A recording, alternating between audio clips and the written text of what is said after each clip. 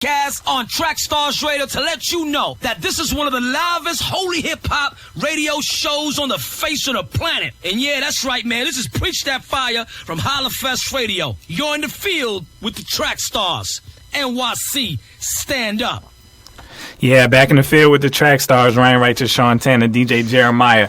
All right, we're going to have to give this disclaimer a couple times during the show for everybody on YouTube. If you've seen the clips, it's going to look a little strange that we in here with tuxes on. But, of course, it was our boy Jeremiah who's not here today because he got married to Maya, if you remember her, that always sits next to him. So, yeah, man. So we still wearing our tuxes from the wedding. We just got back from that. So we just here celebrating, man. We doing this show for him. He wanted us to keep it going. So we are here supporting him. So what happened was we got a note in from our website. And somebody sent in saying that they wanted us to do a topic on how we got this ministry started. Just in case like you're sitting at home and you're like, I want to do a ministry similar to this. I just don't know how to go about it. So they were just saying, like, how did you guys do it? They like the show, FMG, everything that we do. So how did this all get started? So Ryan Righteous. Yes, sir. How did we do this, man? How did we do this? What was the vision, or how did we do it? How did it all come about? Man. So Sean and I were both working in secular radio here in Atlanta for a very popular radio station, and we were kind of like fed up with the way things were looking in the industry. And so we were having a conversation one day, and we were like, you know what, man, we need to change some things. We need to come up with an alternative so that people young can listen to, you know, carefree music without having to feel convicted about the lifestyle choices they make and things like that from the music influence. So what we did was we came up with an idea, and we went to fast over that, in your dorm, and we basically talked about, like, what are we going to call this show? How are we going to do it? And when we first started, we were discouraged because we couldn't find good music. You know, I think this was like what Lecrae was just really popping off. Like, he was really getting recognition for the first time, and that's really what we had to go off of. And so we got the After the Music Stops album, and we went back to my old alma mater, which is Clark Atlanta University, and we talked to the professors, and we said, you know what, we have an idea to do a radio show. Please, please, please let us do it here. And we had a student-run radio station, so they were like, you know, we'll give you a chance. And we started the show up, and it was boring. You and I talked for 4 hours, and it just did not go down well. We played CDs, and I played 3 Canton Jones songs back-to-back, then you played 3 Lecrae back-to-back, and that was the show. And so, you know, the element, the most creative element we added to the show was DJ Jeremiah. You know, and the fact that he knew so much about music. And it was such a blessing because we were fusing two visions. We were now fusing a vision of the Track Stars radio show and Freedom Music Group. And it was all coming together. It was really, really nice. So, you know, basically, you know, you hear people talk about shoestring budgets. That's exactly what we started off of. We operated off nothing, you know. And along the way, we found creative ways, thanks to Mr. Sean Tanner, on how to promote our brand. And so Sean got really good at websites and really good at flyers and started to pump some money into this machine. And we just began to really, I don't know, we really became dedicated to doing something. And then even though we were getting shut out of places, we went into an AM station. We tried to fulfill a promise that we couldn't fulfill. We got shut down there. Went back to internet radio, started getting our signal shut off, you know, in the middle of the show, and dropped signals and recorded signals that didn't, you know, sound good when we played it back. And then, you know, we really broke through in your basement. That's when we really broke through, you know. And thanks to DJ Jeremiah tweeting out the line for line feature that he came up with, we were approached by nationals, you know, to really put our show on the map. So, I mean, it was definitely a blessing. I mean, I don't know if that sums up what people are interested in hearing, but there are some basics and details that you can give them. Yeah, I mean, the Track Stars was, okay, even before the Track Stars, I started the company JDOT. Everything that we do is under this umbrella called JDOT, which is just a media company. I got the idea just because I really wanted to change the entertainment world forgot. I just saw so much influence in music and movies, and I felt like the Christian influence wasn't strong enough. It wasn't quality enough to make a difference. And if they were going to be so good at what they do, I wanted to get good at what we do so we can at least be an alternative to what's out there, at least the message that's out there. And I keep telling the story. This artist is amazing now, but I got a mixtape from an artist, and he was great, but his mixtape cover looked like I wouldn't want to listen to it if I didn't know him. You know what I mean? That kind of thing. And that just gave me the idea. I was like, man, I hate the fact that Christians don't have the budget, they don't have the know-how to make things that look good and sound polished. Because to me, when you first give somebody something, if it don't look good and sound polished, you already lost half of them. You know what I mean? Yeah. So I wanted to try and at least make it look good and sound good. So that's why I started J-Dot. So started doing album covers and logos and stuff like that. And then the radio show got added on because to me, what I really wanted to do when I started this, I wanted to make movies. That's what I wanted to do. But movies, that's such a huge thing to me. I don't want to just make a movie. I want to make a good movie. So to me, I put movies last in my list in my mind, and I was like, all right, so if we're going to try and take over media, we need to start slow and we need to build on top of it. So music and radio, because I knew Ryan and I met Chris, they had Ryan had a passion for radio. Jeremiah Chris, we call him Jeremiah, his real name is Chris. He had a passion for music, so that's how it just started spreading. You know what I mean? So to me, in my mind, I'm still not really doing what I want to do yet, but to me this is like building. We're building towards what we're trying to do eventually. And I think some people think we just started like last year or something, but we've been doing this 8 years. Did you see that as a big problem? 2005. Huh? Did you see that as a big problem, kind of, when you got the CD in your hand? Did you see that as a constant Christian problem where everybody had stuff that was kind of low quality when I handed it to you?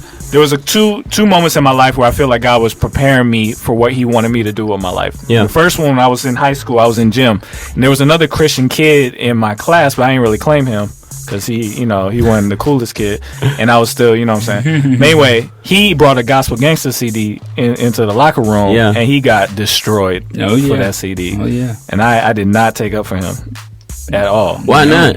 First of all, I ain't never heard them before. Got you. But their name, I just couldn't get with it. Mm-hmm. So I just stayed quiet. Yeah. I wasn't very, I was ashamed of the gospel at that point. And so I felt really bad about that, and I was like, man, why didn't I stick up for him? Part of it wasn't because I always talked about my Christianity. I had no problem talking about that, but I didn't feel confident standing up for the music. Mm-hmm. You see what I'm saying? Yeah. Because to me, I thought it was whack. I didn't listen to it. Right. You know what I'm saying? So that was one incident. The second incident I just talked about. But there was another incident. I was in the car with somebody. They weren't a Christian, at least I don't think. And somebody put in a CD, and it sounded bad. It was a rapper, but it sounded terrible. Mm-hmm. And he was like, "Oh man, what is this? Is this Christian?" Wow. It wasn't. Wow. It wasn't, but he thought it was. Yeah. And I was like, dang. So bad rappings just sound like Christian music? Yeah. That's the rap? Yeah. So it was a couple things when I started trying to put the company together. I remember Sony's mission statement was, because remember, now Japanese electronic products have a good reputation because of Sony. Yeah. But before that, Japanese products were made fun of because they were cheap, poor quality. There would be a joke like, is that Japanese? You know what I mean? Like that kind of thing. But Sony's mission statement said, we want to be the company best known for changing the worldwide poor quality image of Japanese products. That sentence changed my life. I was like, man, they recognize that they got a bad rap. Yeah. And they decided we are going to change that rap. And I wanted to do the same thing for Christian music. I want to change the worldwide poor quality image of Christian urban music. So, and entertainment, period. So that's kind of what got this whole thing going. And everything else has just been steps from there. Is it possible you feel like you came in at just the right time where so many other Christian rappers were doing the exact same thing in their mission statement? I feel like everybody at the same time got that same message from God, like, now, go. Yeah. Because, since we started, it's been crazy the talent that has emerged. It has, but when we first started and we were going to like the Atlanta Holy Hip Hop Awards, we were very discouraged. Yeah. Very discouraged. We saw a performance, and if you're listening now, just understand it was a bad move. Oh yeah, it was this guy. He was in a karate uniform with a lightning strike going down the side of his pants and his mom. His mom was up there. All right. Yeah, And she had a lightning strike going down inside her pants. And they were rapping. And they were kicking. Yep. And that was part of the performance. And they were just doing karate moves. And they were fighting the devil. Yeah. There was another performing group that had on khaki pants and a FUBU jersey. And he was about 45. And he was about 45, and he was with his young nephew or something. I think he was like, "Yo, this is my nephew, my uncle right here," and we were just like, "No." Are you sure, God? Are you sure this is possible? Like this is And then we finally got saved by Jay Quest, who went up there and killed the show. We were like, okay, cool, and we knew him and our personally. boy Bless One from the clergy. Yeah, he killed it as well. So we were getting like little hints that it was possible, and no disrespect to anybody who was up there doing karate chops, but there's a level as he gives a dig. There's a level of quality that has to be there that has nothing to do with your Christianity. Oh yeah, and that's what Line for Line is for, is to show you that regardless of how crazy their content is, there's still a level of quality you have to get up to before you will even get a shot to compete with what's out there on the radio. Yeah. So we wanted to raise the quality level up to where if somebody's listening, they're not a Christian to the music, the only thing they have left to say is, I just don't want to hear about God. And we've heard that. We've heard people say, I don't want to hear no God music. Yeah. But they can't say it's not good. Right. You see what I'm saying? That's the goal. Right. That's the goal. And I think that very first interview we did with Lecrae set that tone. We were so excited about his ministry. And I just found it. Found it. You found it where? I'm going to post it. What? Ryan sat down with Lecrae a long time ago. Yeah, that was 2008. It was a long time ago, and we never posted the video. I'm gonna post it. How did you find it? Yeah, tell me the backstory on that. Yeah, our boy Jeremiah. And we got so many FMG people. We got Lauren Amati right there. We got Sincere. We got Christy Love. The only people in here is LA and Miles Austin, and that's it. Right? It's worldwide now. Well, of course, worldwide now. But yeah, so the FMG Freedom Music Group, how that got started was Jeremiah, again, had a passion for music. He came on as a DJ, but at the time he was also working on his album, The Principle, which is still out if you want to go support your man. And he had been working on it for so long, he just needed a push to get it done. So I came alongside of him. I helped him, finish it up, mix it, master it, and all that kind of stuff so he can get it out. Because my attitude is, get stuff out. Don't sit on stuff. Don't sit on your vision. Don't sit on the thing that you feel God told you to do, trying to perfect it. Get something out and then go do something else. You know what I'm saying? Like, keep stuff moving. So that's what I try and do with everything we do here, is don't try and think that you got to make it perfect. Keep getting better, but make stuff available for people to see. Yeah. You got to start testing it. So we helped him get it out, and then Jeremiah and I started writing verses for the Independence Day mixtape that we put out a long time ago. And along the way, we picked up Sincere, we picked up Lauren, we picked up LA, we picked up Miles Austin, and we did the Independence Day mixtape. So that's how FMG got started. We did the company and everything, and we, that's how it got going. So and then later on we picked up Christy Love, and she just made. And that's when we tore the world up. And we just made the whole thing complete. You know what I'm saying? And then that's when we started working on Misfits and Bangers, which we just released. So they all kind of work hand in hand. Everybody in J-Dot works pretty much on all of it. Like track stars that you see, Sincere, Lauren here, all the time. You see Miles Austin here. They also do FMG, and then whenever we have some other kind of project, we all work on that. That's how we do our companies. So that's not like you have to do it that way, but that's a great way if you want to get something off the ground, get people together who are about what you're about and that are willing to work. You know what I'm saying? Like, if you got to work, because the point is that this is not about making money. This is not about being famous or anything. This is about a specific vision to change the culture around God music. That's the goal. So anything that comes along with that is cool, but we are not done until the goal has been reached. You see what I'm saying? Yeah. So if you can find people that believe that strongly about what you believe in, you can get your ministry started, and you just start making baby steps toward it. And I think the thing I learned is that if you do something long enough and you keep getting better, somebody else is going to give up. And if everybody else gives up around you, eventually you'll emerge. There's been, we did this show for years, and our mama listened, and one of our cousins, and that's it. That was it. Yeah. And we kept doing it. We kept coming in every week doing our show because we believed that if we kept working on it and we had an opportunity, people would notice it. Yeah. And we've risen way past the 3 people that used to listen to our show every day. But we still believe that we can get to the world. Like we can actually have the world listening to our show. And that seems far away, because if you're listening to the Track Stars, you may think, man, this is getting big. You know, I'm seeing this here and I'm seeing this there. But we really want to reach kids across the world, young people across the world, to give them a different idea of what life could be like if you really follow God. And that stuff, like, this ain't lame. This ain't impossible. It's not lame. Yeah, we got people here doing this for real. You know what I'm saying? So that's what the music about. That's what the radio's about. So if you're thinking of a ministry that you want to start, it may not be in the entertainment world. It could be something else. You just got to believe that God gave you something. You got to really feel like you heard. You got to sit down, pray fast, try all that kind of stuff, and make sure you heard correctly, and just start laying it out. Start laying it out piece by piece. Start asking for help from people, ask for advice, but you got to work on it even when it doesn't look like it's doing anything. Just keep believing and keep doing it, and you'll start seeing stuff if God wants you to do it, or he'll shut it down, and maybe that's not what he wanted, and then you go do something else. Yeah. And I think people need to know how dedicated the FMG artists are and how long they've been putting it down. Yeah, so that was a cue for somebody from FMG to jump in. Oh, it's not a problem. I was like, what? Yeah, I didn't know it was cute though. But yeah, I mean, the same thing. It's really about the work. I mean, faith without work is dead. So my biggest question every time that I want to put my faith to something is, what's the work that's gonna come along with that? And so one of the biggest things that we do as far as work is concerned is just consistently write, consistently listen, consistently talk to each other, and try our best to keep pushing this and getting things out there. So I mean, it took us a while to release Misfits and Bangers. I felt like that took years. You know what I mean? But it's just this whole mission of trying to be as good as we can possibly be.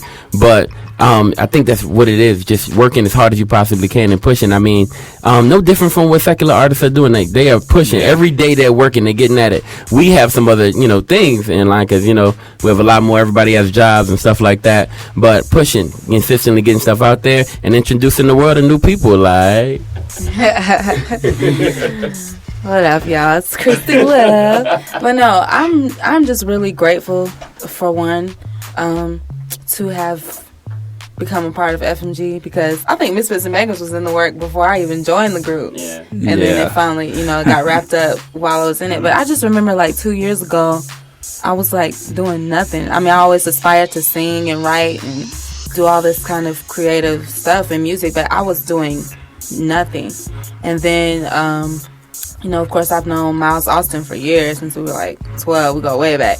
And he introduced me to you guys. And I remember when I was first seeing y'all's website and all that good stuff, I was just like, wow, I just wish I could be a part of a team like that. And then 2 years later, the Lord made a way. And I was just looking around at you guys today at Maya and Chris's wedding. I was like, wow, this is my family right here. Yeah, that's what's up.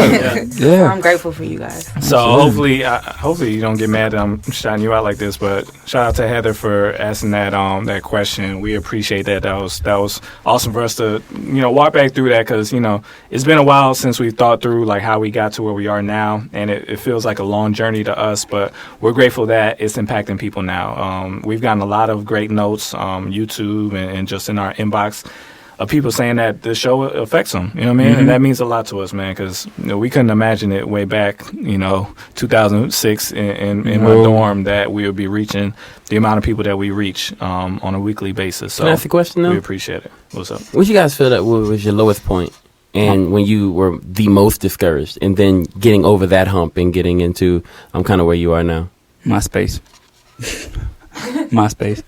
I just felt like we were just a cliche on MySpace. People were doing playlists all day long, and that's what it felt like we were doing. We're just another playlist. It was our intro and our sound check, and it was that was a discouraging time. I mean, we were reaching out to people, but we were also going through our this doesn't sound good phase, and oh man, I wish I hadn't said that phase. So it was a lot at that time that I think was we were building from. But MySpace just sat there for a long time.